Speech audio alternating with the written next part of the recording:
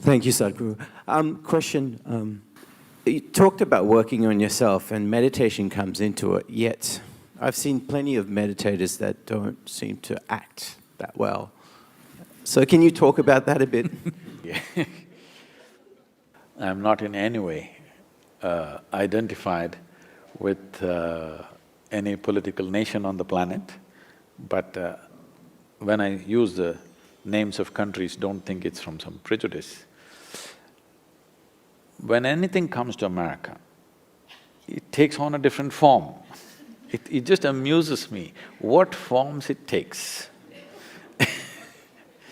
Because the yoga, for example, what forms it's taken is well, yesterday somebody sent me a WhatsApp message about how they're propagating beer yoga, okay?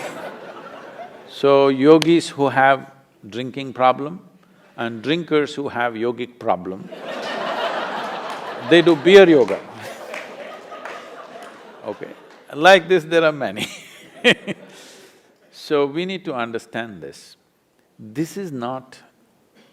when you say meditation, when you say yoga, this is not an Indian thing or an Eastern thing as it is being understood.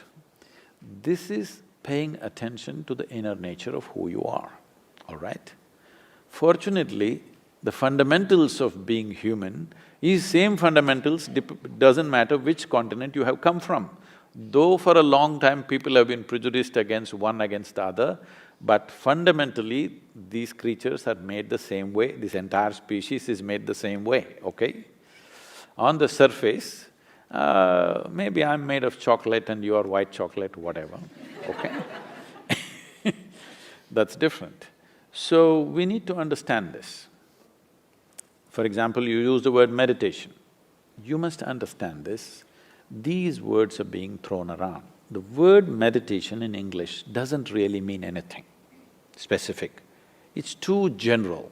If somebody sits with their eyes closed, you will say they're meditating. You know with your eyes closed how many things you can do. Yes or no? So in the yogic parlance, you can do japa, tapa, dharana, dhyana, samadhi, you can fantasize about something or you can just master the art of sleeping in vertical postures. You know, you don't know what you're doing. So, what specific aspects are not there. General, because it's a fashion. It is not an endeavor, it is more a fashion, it's an in thing. You will see people are walking with yoga mat in New York City, you ask them what… they say, today is my yoga day, yesterday was my cycling day, tomorrow is my swimming day. This is not like that. The word yoga means union. Union means in some way you learn to obliterate the boundaries of your individuality. Because your individual existence is a fake existence. If you don't understand what I'm saying, close your mouth, hold your nose like this for 2 minutes.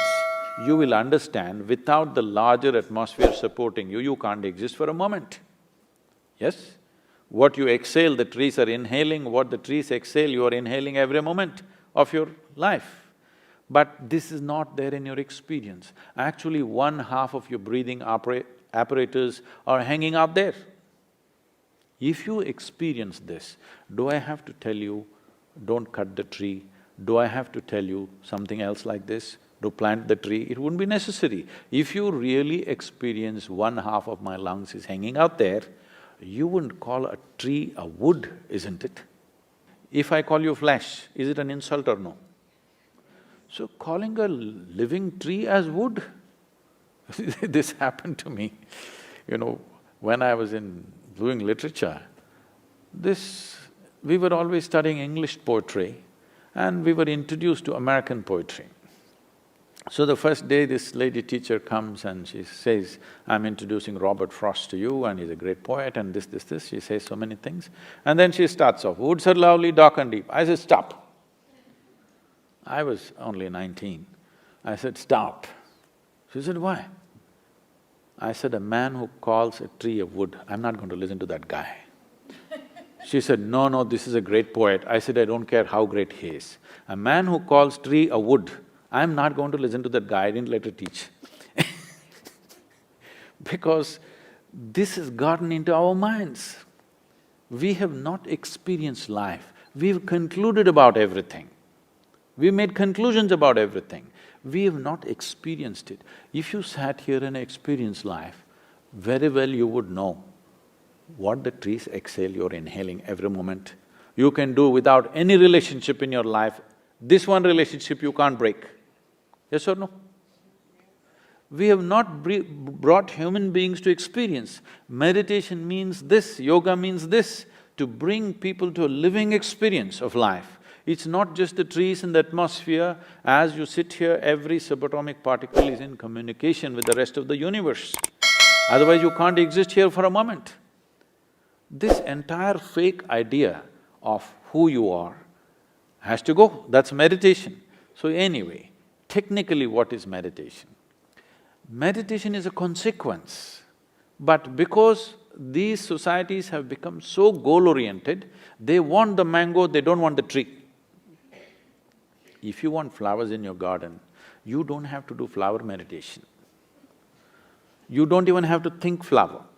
You have to think soil, manure, water, sunlight. None of them look like flowers. But if you take care of that, flower is a consequence. So meditation is a consequence, but people want the consequence, not the process. If you cultivate your body, your mind, your emotion and your energies to a certain level of maturity, you will become meditative. That will be your quality, that will be the fragrance that you will carry with you. But now you want the fragrance, you don't want the process, what will you do? You'll buy some French perfume. Thank you very, very much. The bank will be very different for having had this experience, so thank you for the time and thank you to the India Club for facilitating this.